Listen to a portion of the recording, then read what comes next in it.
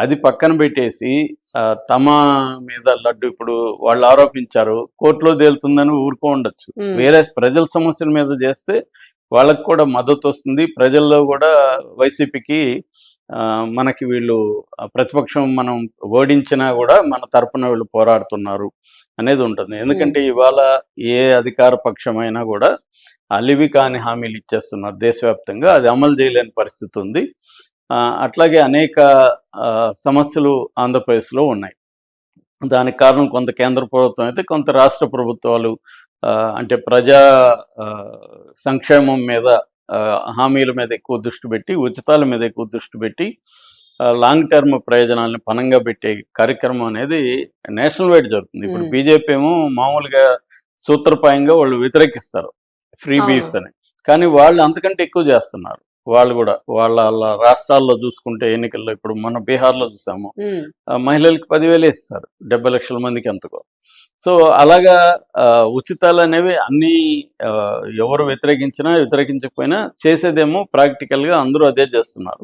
So ఇలాగ ప్రజల సమస్యల మీద వాళ్ళు పోరాడితే వైసీపీ వాళ్ళు, అప్పుడు నిర్బంధం వచ్చినా అరెస్టులు వచ్చినా అది ప్రజల్లో వస్తుంది. కానీ అది జరగట్లేదు. ఇలా వ్యక్తిగత స్థాయికి వెళ్ళిపోయి బూతులు, ఇప్పుడు Ambati Rambabu senior politician, knowledgeable, ఆయనకి తెలియదని ఏం చెప్పలేము. కానీ వాళ్ళ ఫ్రస్ట్రేషను, అంటే మనల్ని వీళ్ళు ఇబ్బంది పెడుతున్నారు అన్న ఒక ఫ్రస్ట్రేషన్లో నుంచి వెళ్తున్నారు. ఇక్కడే ఓపికగా ఉండాల్సిన అవసరం ఉంది.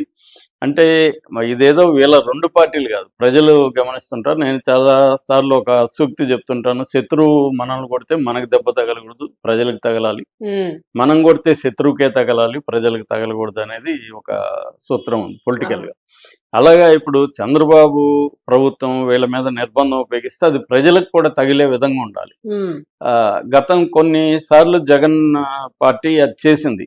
మామిడి రైతులు కావచ్చు, ఇక్కడ పొగాకు రైతులు కావచ్చు, మిర్చి రైతులు కావచ్చు, ఇలాంటి రైతుల ఇష్యూస్ మీద గట్టిగా పోరాడినప్పుడు ప్రజల్లో కొంత ఇది వచ్చింది. అట్లాగే ప్రభుత్వం కూడా పోరాటాల ఫలితంగా రైతులకు కొన్ని మేలు చేయాల్సిన పరిస్థితి వచ్చింది. సో దాని మీద ప్రధానంగా ఫోకస్ చేయాలి. కానీ ఇప్పుడు లడ్డూ చుట్టూ రాజకీయం అనేది ఈ 2 వర్గాలకు పెద్ద తేడా కనిపించట్లే.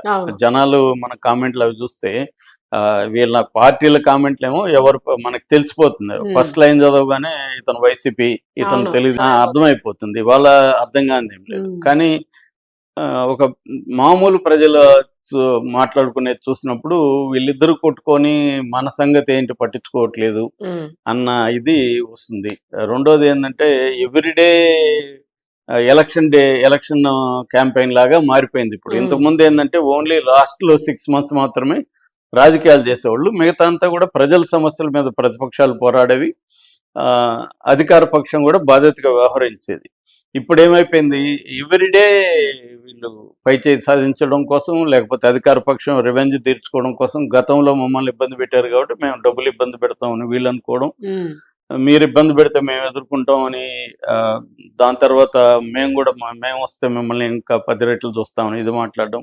అంటే ప్రజలు అనేది పక్కన పెట్టేశారు, వీళ్ళు ఒకరి మీద ఒకరు చేసుకునే క్రమం ఇది కనపడుతుంది. దీంట్లో మళ్ళీ ఆంధ్రప్రదేశ్ అంటేనే కులం లేని రాజకీయం లేదు అక్కడ. సో ఇప్పుడు అంబటి రాంబాబుని వైసీపీ వాళ్ళు ఇదే సాగ్గా తీసుకొని అతను కాపు నాయకుడికి ఎస్టాబ్లిష్ చేస్తున్నాడు. అంటే కాపు కమ్మ కాంబినేషన్ వల్లనే కూటమి ప్రభుత్వం రాగలిగింది కాబట్టి దాన్ని విచ్ఛిన్నం చేయడానికి వైసీపీ రకరకాలుగా వ్యూహాల్ని పన్నుతూ ఉంటుంది. అలాగే ఇప్పుడు కూడా ఇది తీసుకొని వంగవీటి రంగాని తెలుగుదేశం వాళ్ళు చంపారు, ఇప్పుడు మళ్ళీ అంబటి రాంబాబుని చంపుతున్నారని వంగవీటి రంగా శిష్యుడే రాంబాబు అని ఇతన్ని ఎలివేట్ చేయడానికి ట్రై చేస్తున్నారు. కానీ వాళ్ళ ఫ్యామిలీ కానీ వాళ్ళ బంధువులు కానీ టెన్షన్లో ఉన్నారు. అంటే ఈయనకి ఏమన్నా హాని తలపెడతారా జైలుకి తీసుకెళ్లే క్రమంలో కావచ్చు. ఎందుకంటే ఈ స్థాయిలో దాడులు అనేవి ఎంతకాలం లేదు. ఒకప్పుడు పటాబ్ మీద కూడా వైసీపీ వాళ్ళు ఇలాగ దాడి చేశారు. సో ఇదేంటంటే ఈ దాడుల సంస్కృతి అసలు ఎవరు చేసినా కరెక్ట్ కాదు, ఖండించాల్సిన అవసరం ఉంది. ఎందుకంటే ఇప్పుడు పటాభిదైనా, ఇప్పుడు అంబటి రాంబాబుదైనా ఆయన మాట్లాడిన తప్పైనప్పుడు ఆయన మీద కేసులు పెట్టచ్చు, జైలుకి పెట్టచ్చు, కానీ లీగల్గా యాక్షన్ తీసుకోవచ్చు. కానీ వీళ్ళు వెళ్ళి దాడులు చేస్తే ఏమవుతుందంటే వాళ్ళు కూడా దాడులు చేస్తారు. ఇది ఫిజికల్గా వెళ్ళిపోయి రివెంజ్ పాలిటిక్స్లోకి వెళ్ళిపోయి వ్యవస్థల్ని పక్కన పెట్టేసి ఎవడి బలం ఉంటే, ఎవడికి అధికారం ఉంటే వాళ్ళది పైచేయిగా మారిపోతుంది. దీంట్లో ప్రజలు సఫర్ అవుతారు ఫైనల్.